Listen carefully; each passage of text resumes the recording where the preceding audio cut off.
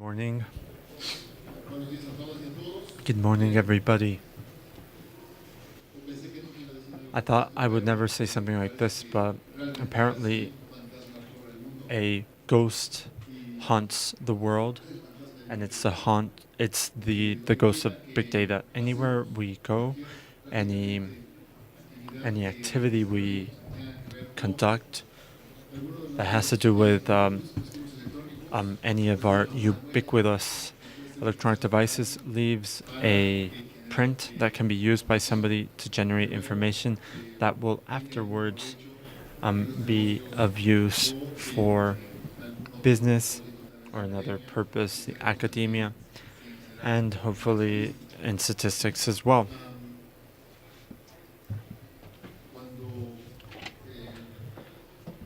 When we think of official statistics, which is the issue that brings us here today, we traditionally refer to the fact that we have three sources of information: censuses, surveys, and administrative records. But there are more, and it's so much more that the United Nations has decided to become a part of this, and the UNSD, United Nations Statistics Division, has brought together a group of experts of different countries, because by having a shared view for is harnessing together this potential of big data and leading it in a direction that is useful for official statistics in countries at the global level. And this is exactly what our special guest, Ronald Jansen, that's what he's going to speak of. We cordially welcome him. I will now proceed to briefly describe his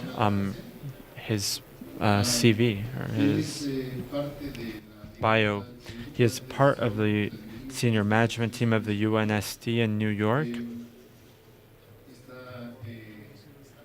He is leading the thematic area of measurements of international trade and economic globalization, including tourism statistics, and he manages the global statistical standards and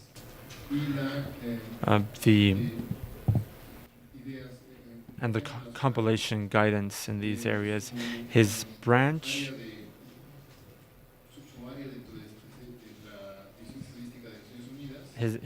maintains the UN Contrade database.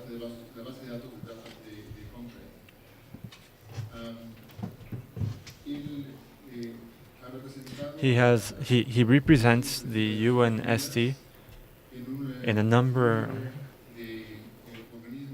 of intergovernmental bodies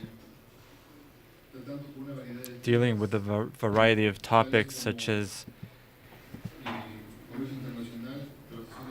international trade, economic globalizations, integrated business, and international statistics, classification of broad economic categories, statistical business registers, and tourism statistics. Recently, he took co-responsibility for leading the division's work on the use of big data for official statistics, which is one of the pillars in the data revolution for the post-2015 development agenda.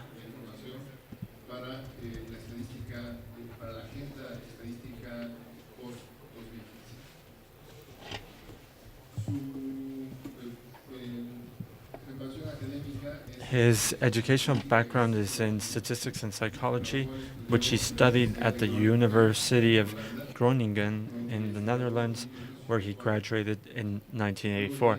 Thereafter, he taught statistics and did his own research at the University of Nijmegen.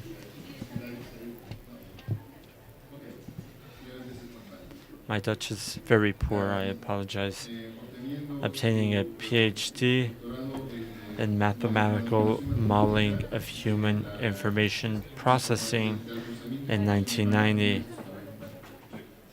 Ronald joined the United Nations Statistics Division in June 1990 and worked mostly in the field of international trade statistics, serving a few years as chief of the capacity development section.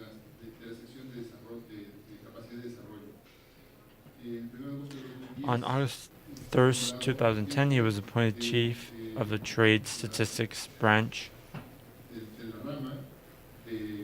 of UNSD.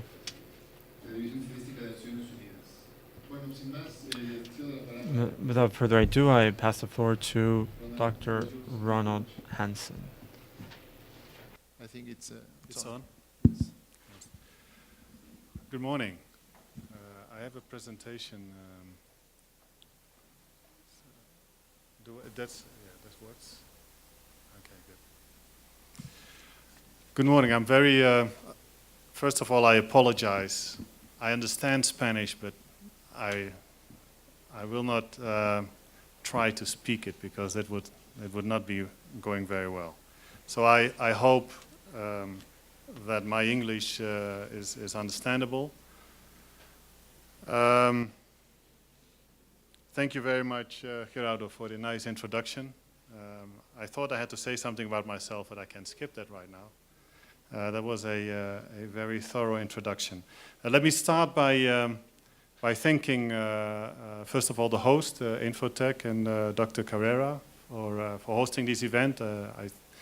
I'm also very glad that the United Nations was invited. I surely also would like to thank INEGI, with the office with which the UN Statistics Division is cooperating continuously and intensively. Dr. Sojo, the Director General of INEGI, is often part of the meetings taking place at the United Nations. In that respect also, I like to thank Dr. Ocampo of INEGI with his opening remarks, Enrique Ordaz from INEGI, who is part of the UN Global Working Group, which I will say something about later on. And I would also like to thank Ricardo Rodriguez and his team who organized this event.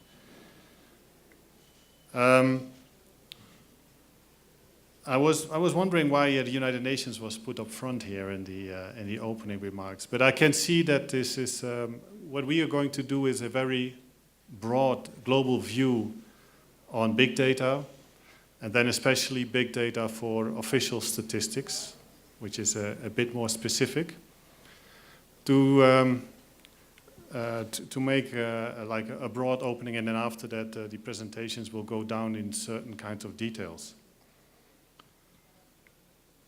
The UN Statistics Division started, I would say, really with big data early last year.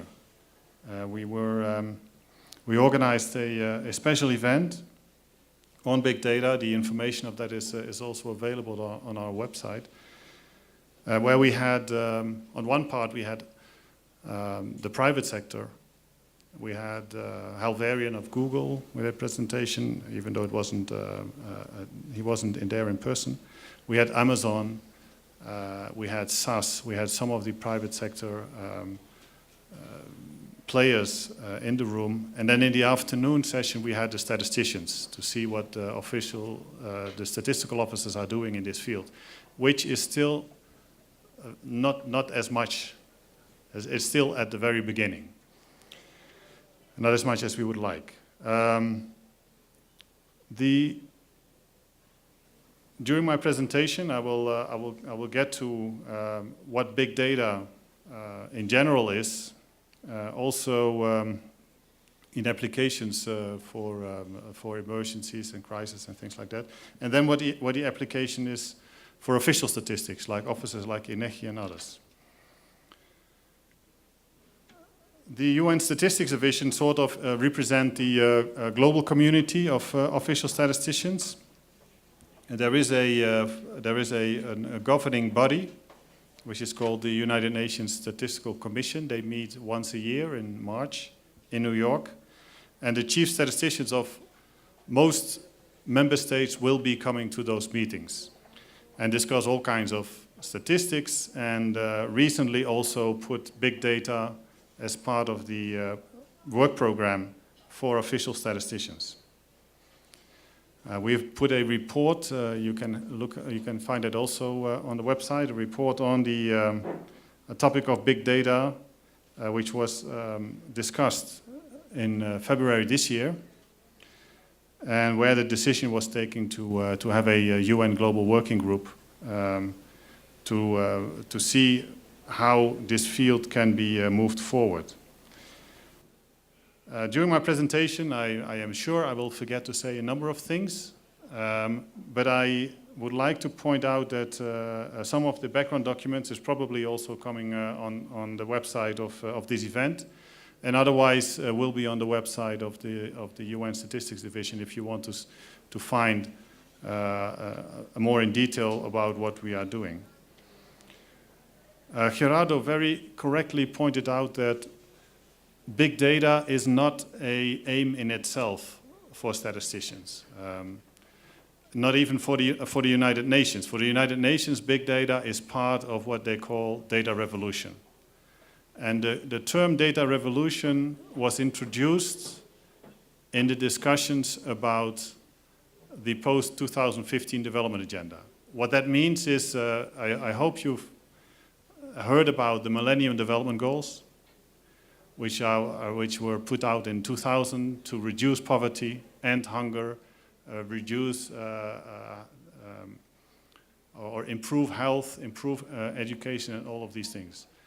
The time horizon for the Millennium Development Goals was 2015, and now discussions are really ongoing about what are the new goals for post-2015 with a time horizon of about 2030. This will be much more in the area of sustainable development, but there is definitely poverty eradication, reduction of hunger, improving of health, and all those items will be in there again. But what was missing, or what was a complaint about the earlier round, is that there was not enough data. And so for the post-2015, there is a high political attention on getting more data for policy. And this is what they call the data revolution. The data revolution is improving the statistical systems, but also use of big data. There is a lot of pressure to start using big data for policy. And I think that's why it's very relevant to have it now, because the discussions are going on currently in the General Assembly on those kinds of fora to discuss the new goals and what the indicators and data should be associated with that. Okay.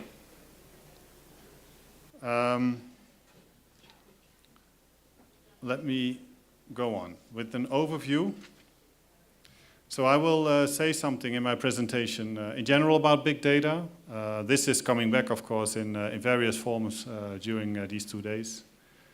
Then I will limit this a little bit to what big data is for official statistics, to see what statisticians, the official statisticians, are looking at, what the challenges are, and then we'll say something about this working group, which has just in March was established, and we're actually still getting members to the group at this moment.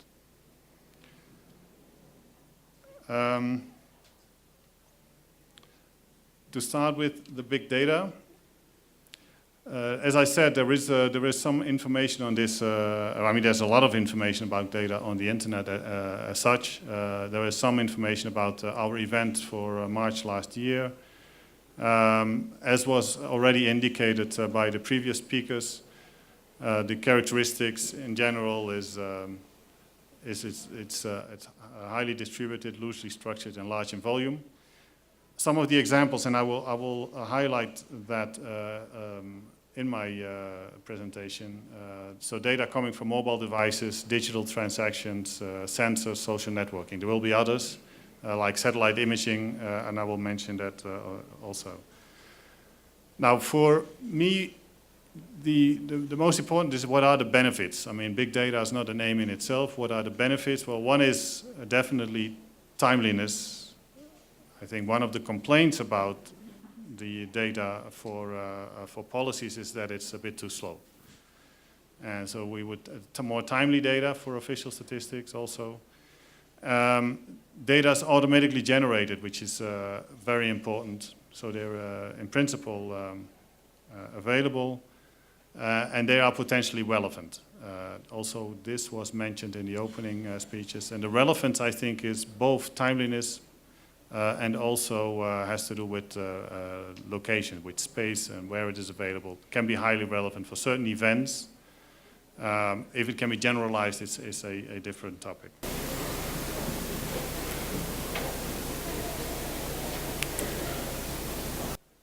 Another way of looking at this, which is from the more IT perspective, is that it's, I mean, when we talk about big data, we usually think about really large quantities of data which are not easy or not at all be able to move around and difficult to analyze, and you need to have certain kinds of capacities to do this. And I think this is also coming back during these 2 days. And then the techniques to analyze it is also changing. Data visualizations, data analytics is things that are associated with big data. We work quite well with UN Global Pulse. And I can recommend for all of you to have a look at their website. They have started to work with big data around 2009. As an initiative from the Office of the Secretary General. So this is something which came from the top in the UN, that the UN should be doing more on data. At that point, it was specifically for risk analysis, for emergencies, for early warning, for real-time feedback. That's why they wanted to have an office within the UN who's looking at that. It was difficult for UN Global Pulse to start up, but at this point they've done quite a few projects in very different areas, and I think they have shown to be successful. One of the examples which they have, I mean they have quite a few of them, is the use of tweets in for instance here as a correlation to food price inflation. And this was taken from their lab in Jakarta, Indonesia, where there is a high level of use of electronic devices and tweets. And their experience there is that it is useful for certain kinds of applications.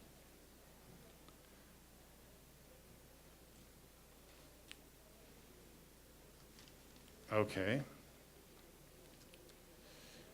So this perspective of Global Pulse is on real-time awareness emergencies in the first place. Whoops, that was too fast. They have put out a number of publications where they show the opportunities and the challenges, and they have recently also opened a lab in Kampala. Why they are an attractive partner for the UN Statistics Division is that they are piloting. They have a little bit the freedom to do with data what from an official perspective is more difficult to do. So they can partner, they can try, they can see what happens. If it doesn't work, then it's not that bad, but they can at least try in various labs to do these kinds of things. I mean, with different data sources. They also use mobile phones. They use, well, a lot of the social networking. And they're trying to see what can actually be used and if it can be replicated and things like that. Now, for official statistics, we would like to see, and we are still developing this, But if certain kind of data sources can be used in areas of established statistics. So can we use mobile phone positioning data for tourism statistics, and how would we do this? Can we use scanner data for price statistics? And they're doing this in the Netherlands, for instance. Can we use these vehicle tracking devices for transport statistics, for traffic statistics? They're doing this in the Netherlands, they're doing this in Colombia. I think this is something which in general can be done. Twitter, I think, has its own kinds of challenges. But one, I think, and I'm not sure if I think the Statistics Netherlands will say something about it. They use this for kind of sentiment indicators like the consumer confidence statistics. And then one area which I think is also of particular interest is satellite imagery. This is on land use. We actually, last week, there was a meeting in China which was done by the community of geospatial information. And geospatial information is more on geographics. Now, INEGI is one of the few offices where geographic and statistics is brought together. In a lot of offices, this is not happening yet. But there is a willingness to try to see how this geospatial information, this geospatial community, can be brought together with the statistical community to get better statistics. And one of these things would be satellite imagery and what you could do with this. What I hope to convey in my presentation is that all of these things need to be done in partnerships. In partnerships also with academia, with private sector, with research institutes, and with then the statistical offices or government offices. And also satellite imagery would be one of the examples. Now, what are the challenges? There's a lot been written about this, and I think, I'm sure that these are coming back in the presentations here today and tomorrow. The challenges are in the area of the methodology, privacy, IT infrastructure, human skills, and partnerships. I will say something about methodology in a separate slide. Privacy I will not go into here, but it's really important. Privacy, confidentiality, who is the owner of the data, what you can do with it, what is the public trust. All these issues are extremely important to be able to use the data and be able to obtain the data as well. IT infrastructure also will be a problem, especially in the developing countries, because the UN will focus on developing countries' use of big data. And there, for us, it will also be a challenge how we can put infrastructure in place that they can use large amounts of data. Human skills, I think something that needs to be faced and not forgotten is that statisticians might not be equipped well enough to use big data. You might have to use data scientists. And again, you need to partner with those who understand the data, those who can do modeling, those who have the infrastructure, and this can be various partners in to work together to make this happen. There is a paper was released by the United Nations Economic Commission of Europe, who are doing quite a bit of work on big data. And they have this paper, what does big data mean for official statistics, and they more systematically go through these challenges. At the UN, we did a global assessment. We sent out questions to all our member states. We got answers from about 100 countries, states. And where you could see, first of all, that big data is not being used very much yet. But there is a clear recognition of all kinds of challenges, and the biggest challenge still will also be methodology. So the Methodological challenges have to do with how representative is the data, is it volatile? If I do this now, will I still have this data source in half a year from now? If I invest in using a data set, can I sort of guarantee that next year I will still have that data set or on a continuous basis?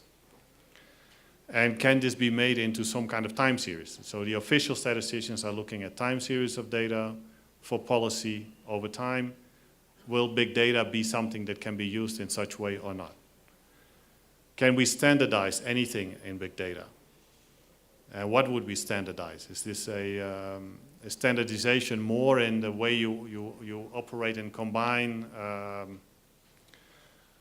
the modalities of using big data than the data source itself? So I think there's a lot of ways in which we still have to find out how to harness these potentials.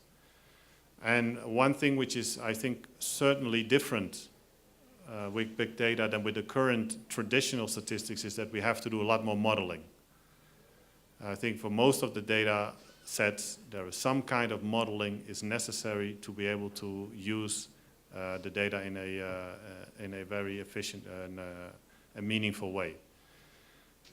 And there I think it's where also academia are really necessary, and research institutes are necessary to bring in their knowledge of modeling. Okay, now what I would like to focus on in this presentation is partnerships. And also to see that this is a little bit unique of big data, and especially big data for official statistics. Official statistics means used for policy, where we have to guarantee quality and we have to guarantee transparency and those kinds of things. So what we need is partnerships. There is in this particular image, there is a data provider, which can be like a mobile phone company. Then we have often research institutes who have a kind of a deal with this operator to analyze initially the data, who might also have the infrastructure, the IT infrastructure to do this, who understand the data. We have academia who will be able to add in some of the modeling, and then the National Statistical Office for guaranteeing the quality of the product which is coming out. And this can, so I give an example here of mobile phone positioning, but this would hold for any kind of data. If this would be satellite imagery, there is still the data provider, there is still a research institute who's analyzing the kind of granular data coming from this. There are academia who will see how this can be modeled into meaningful interpretation, and then the statisticians, like for which area of statistics this is actually useful. Now, issues which will have to be dealt with in these partnerships are clearly, well, maybe I shouldn't start with financial commitment, but that's one of the areas which is a shared responsibility. But there is the legal and privacy issues in accessing the original data source. I think that once big data are being used by a statistical system, most of the time you will spend on figuring out how the legal and privacy issues are being dealt with, so that you can make most use of the potential in the data. And then there are responsibilities and ownership related to this. I will try to see if I can explain this a bit better in the example. And then a sharing of the cost, as I said. Okay. So I give 3 examples on mobile phone positioning data. Well, what is mobile phone positioning data? Some of you might be working with this, and this is all clear. But for those who haven't heard about this beforehand, there are a number of ways they look at this data. So this is the call detail record is the standard kind of mobile positioning data, which is when somebody makes a call or somebody sends a text. And then it's recorded where you sent this, because the antenna from where you were near is that's where the data is going to be stored from. But called data records is when you actively make a phone call or a text. Then there is a data detail record, which, so when you actually make a call, it means you use the phone. If you do this via Wi-Fi, it's not recorded, right? Also, for this data detail record, it will not record anything if you use Wi-Fi on your mobile device, but it would record it if you access the internet on your mobile device. That's the difference with the data detail record. So the call detail is for phone and text. Data detail is when you use the internet over your phone, right? Location updates is if you move, and this is the pinging of the device to the antenna. And if you move, this will be, your location will be updated. If you don't move, it's not being stored. If you move, this will be updated every 2 hours. And then also, if you use Wi-Fi, it still would be recorded. And then the radio coverage is the most frequent update is when you move from one antenna to another. So once you move, this pinging, this radio frequency is being picked up. So you could imagine that this is a large source of data where actually the combination of the four you would like to use if you get access to it. What's currently being done, if I understand it, and I'm not a real specialist in this area, is that most of them will work with call detail records, just if somebody makes a phone call. And I'm not sure if somebody makes a presentation on this, but they can then fill that on later on. So this as a background about, it's already, of course, important to understand the data source you have. And then how do we use this? So this is a mobile phone operator, and Estonia has been the example in the last years. It's also been documented in various reports. And there is a research institute which is called Posibilidades. And they are the ones who are in between the mobile operator and the official statisticians. They prepare the data, they get access to it, and they have the infrastructure to process it. So here, and then there is also Position works with the university in the analysis of the data. So you have a consortium of research institute, academia, and national statistical offices for the preparation of the final statistics. And we actually, for our global working group, are going to work with Position to see how this would work in other countries. So this is working in Estonia. If we go to another country, would it be very different, or would we have the same issues? If you look into this in detail, of course, you have all of the issues of privacy, of confidentiality, of access, of IT infrastructure, of actually working with the data and modeling it into statistics. In the Netherlands, it's a little different. The statistical office here on the right side gets the data via an intermediary who is preparing the data and gives them only a certain access to it. This also shows a little bit the issue with this mobile positioning data. It has your cell phone, right? And then for the analysis of this kind of data, you would anonymize the cell phone, the cell phone number, but you would be able to trace it.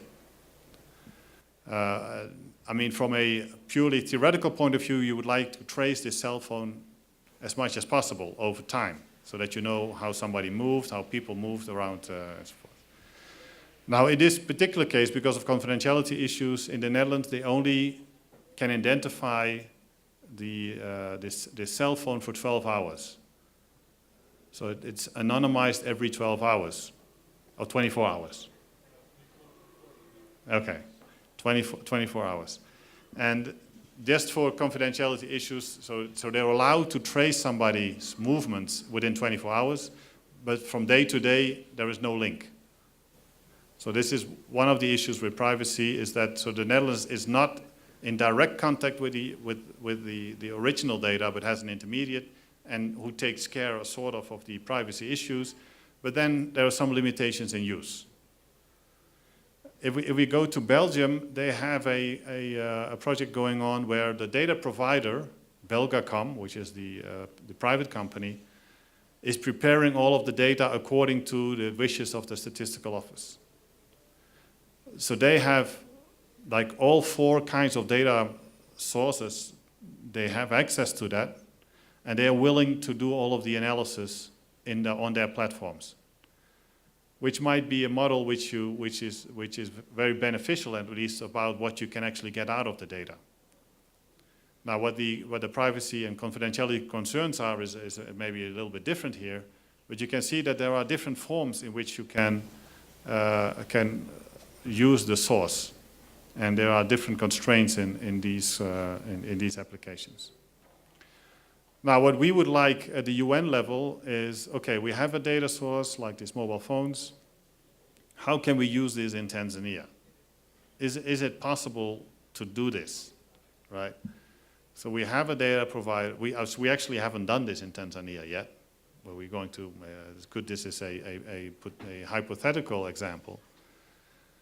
We're going to talk to a data provider. We probably need some kind of in-between operator or research institute who does gives the IT platform, is able to do all these things. And then we will have the National Statistical Office to be able to use the data. So that brings me towards the end, and I only have 5 minutes, I see, which is good, to this UN Global Working Group. This group was established earlier this year. What we would like to do is be very practical. We know there have to be guidelines. We know there have to be some assistance to countries in how to use data. But what we'd like to do is approach it from a very practical point of view, which means we have certain kinds of data sources, and then we're going to see what the challenges are, what is the best way of operating on this kind of data source, and how can this be extended to circumstances in developing countries. The mandate to this group is to give overall a global direction to big data for official statistics, look at these methodological, legal, privacy, security, IT issues, but from a practical point of view. We don't want to do this more too theoretical. We want to look at certain kind of data sources and then list down what the problems are. Then we like to see if we can build capacity in pilot projects. There is a huge issue on communication and advocacy in how to use big data. I mean, it has to be said time and again there is a public trust issue on use of big data, and you can't ignore that. You have to work with government to see how you can deal with that. So for the public trust on use of private sector data. So that's where we, with this global working group, want to deal with. Now, the composition of this group, we have a number of developed countries, a number of developing countries, and then we have a number of international organizations. There are actually more than on this screen. We have in total a group is about 28 members. We wanted to have a widespread of different experiences to deal with it. Now, the deliverables, there will be expected some guidelines and handbooks, and we would like to do this in relation to specific data examples. We're thinking of mobile phone use, scanner data, tracking devices, Twitter, and satellite imagery. 5 different areas where we would like to focus on. And then we would like to have some pilot projects to test this. Now, let me make some few final remarks. Big data is accepted as something that will stay. This is not seen as something that will be temporarily on the horizon and then it fades away. It is seen within the statistical community as something that will stay and that we will have to work with. The way I see it, and we'll develop this in the larger context, is that it's not just big data, it's innovation. So I would think that what will come out of recommendations from this particular group is that statistical officers or a statistical system, because the system is a little wider than just the one office, there needs to be an innovation office, probably with a kind of a lab, and which should include not only statisticians but data scientists within that group. And what's important is that that group builds partnerships within the country with private sector, academia, and research institutes. The role of the National Statistical Office, in particular, is quality assurance, as always, dealing with assurances of privacy and confidentiality, and paying a lot of attention on communication and advocacy, so that if there are positive results, that they're actually being able to use this for policy. Because I think it's still one thing to find out theoretically if something works, it's still another one if you're allowed to use this in policy or not. Within the partnerships, the shared responsibility is something which needs to be worked out and paid a lot of attention to, regarding, again, privacy, confidentiality, quality, advocacy, and communication. And finally, there is the issue of cost, which means there should be a cost-benefit analysis for each of the partners in this shared responsibility. And that is all I have to say. Thank you very much.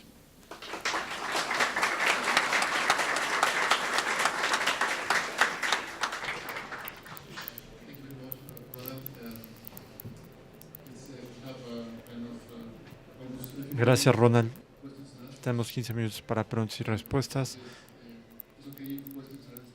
¿Te parece bien si las preguntas son en español? Bueno, entonces, okay. So now we open the floor for questions and answers. So just please tell us who you are before you ask a question, what organization you're coming from. Ask a question that is as concise and brief as possible so that the most amount of people can participate. Please, I see a hand raised back here. Could you please pass the floor to the gentleman who raised his hand?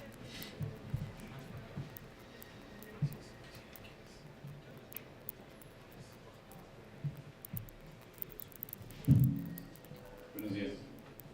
Mi nombre es Juan Carlos Sánchez, vengo de la Secretaría de Turismo. My name is Juan Carlos. Yes. I'm from Secretary of Tourism. So I have two questions. You told us that partnership is great to do here in Mexico. So how we can create official partnerships and how we can reduce costs to make it happen here in Mexico? And what are the differences of the idea of closed-station, the differences with partnerships?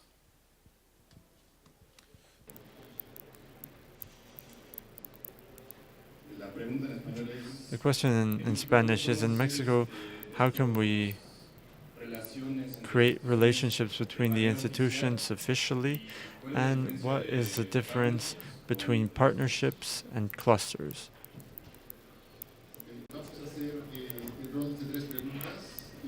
Okay, we'll do 3 questions and then our lecturer will answer to all 3. There is another hand raised in the back. Will you please raise your hand?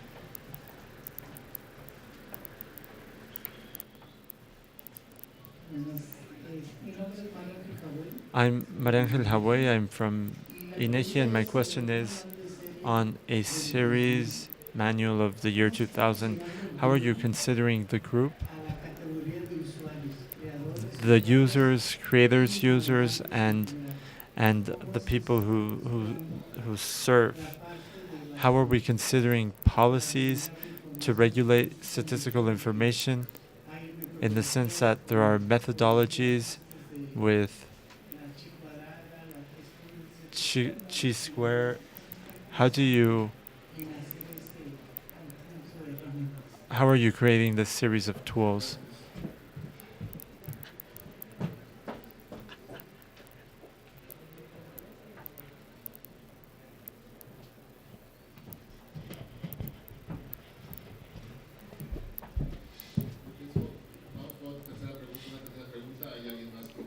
third question. Does anyone else have another question?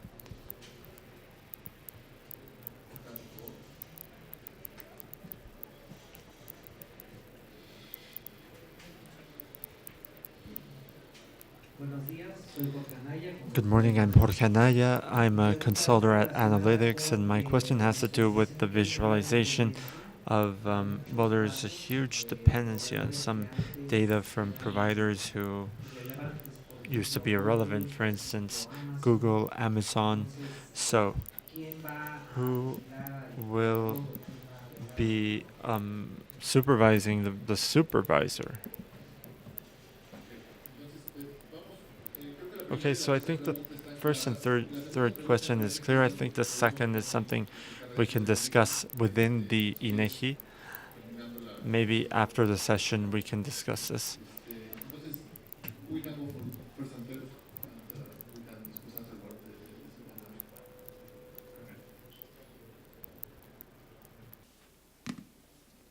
Yes, thank you for these questions. And I will try to answer it what I thought I heard. First of all, on the partnerships within tourism, I think it's an excellent area where these partnerships can develop, because there is a kind of a clear interest. This is, and I think INEGI or the Central Bank of Mexico can maybe add on to this. But the way I see this for tourism, it has not been developed yet, but I think I see it as a clear possibility for partnerships, because you would have the tourism promotion board and the ministries who have a clear interest in promoting this, and to make the necessary also funding and opportunities available to have this done. But you would need to work with, if you think about it, using mobile phone positioning, for instance. I'm not sure if this is useful in the case of Mexico, because I do think you have to look at it case by case. I don't know if because of the size of the country, it will be useful or not. That has to be analyzed. But then you would have to work with the big telephone company, and see if with the telephone company, with the statistical office, maybe the central bank, and the Ministry of Tourism and the Tourism Promotion Board, if those together could find a solution on access to the data. You might need, in addition to this, still somebody who's really familiar with this kind of mobile positioning data, which could be a research institute or academia.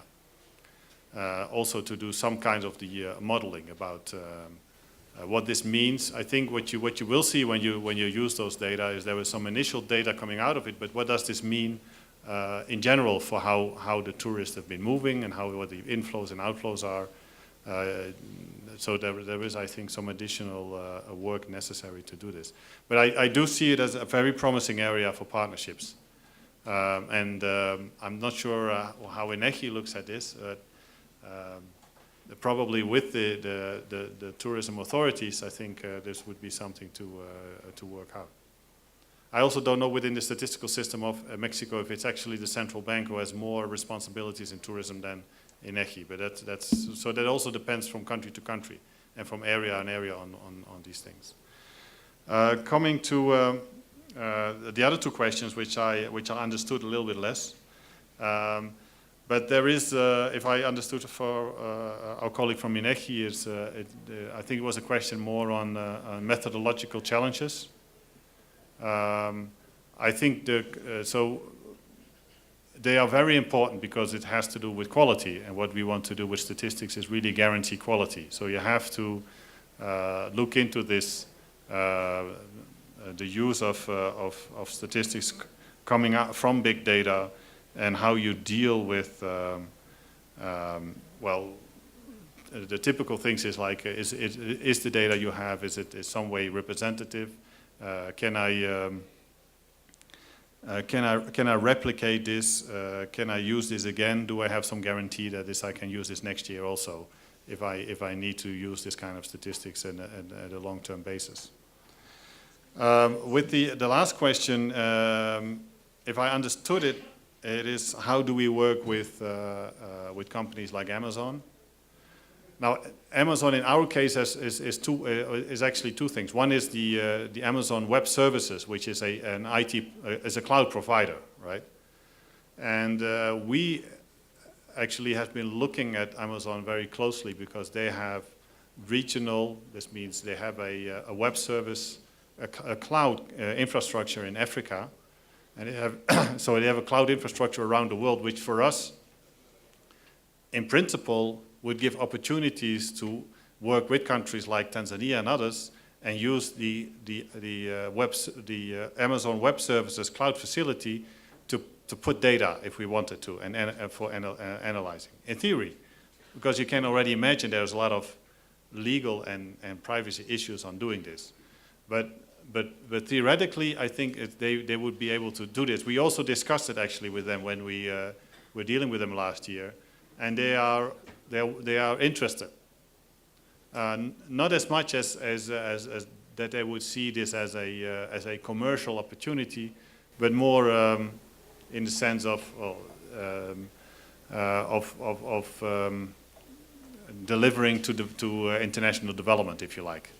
And so I can see that some of those companies, and I think Google and IBM would be in a similar way willing to help in development, putting in infrastructure and lending a hand. But like I said, the difficulties will be on well, how fine are we dealing here with legal issues? Are we talking about private data putting into a cloud of a commercial provider and so forth? Those are the things to be dealing with. We have question for a couple. We have time for a couple more questions. So if you could be very brief. Hello, good morning. Buenos días. I am Lorena Alfaro from the Mexican Post Office, el Servicio Postal Mexicano. We have just beginning to work in a project on facilitating e-commerce within the 192 countries that are part of the Universal Postal Union. And I wonder if you are the part of the statistics of the trading. If you have like a platform where that information is already there, or if you have like a match within your databases where we can find demand for our products and we can make a match with our offer of products. Thank you. Let me react immediately. So we and this. Thank you for bringing up the question. So this is with UPU. UPU has this is the Universal Postal Union, who has all information about tracking of parcels and letters. So every time they cross a border, they will get a stamp on it electronically.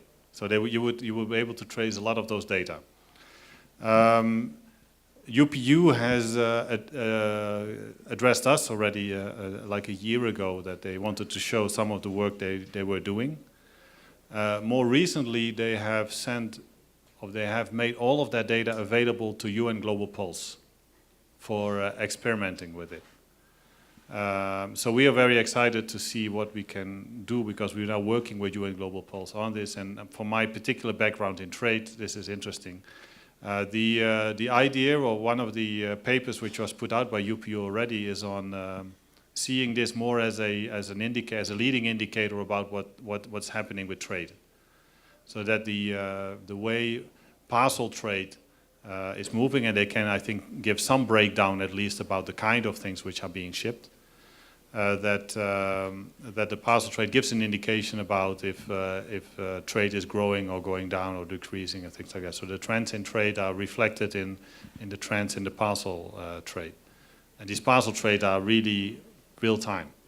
So this is interesting in that sense. So yes, it's a very particular kind of application, but it's interesting to see what can be done with that.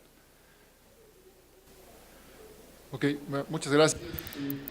Thank you very much. The session is over at 10:15, so it's 10:15. So I know we would like to continue with our questions, but we need to continue with our schedule.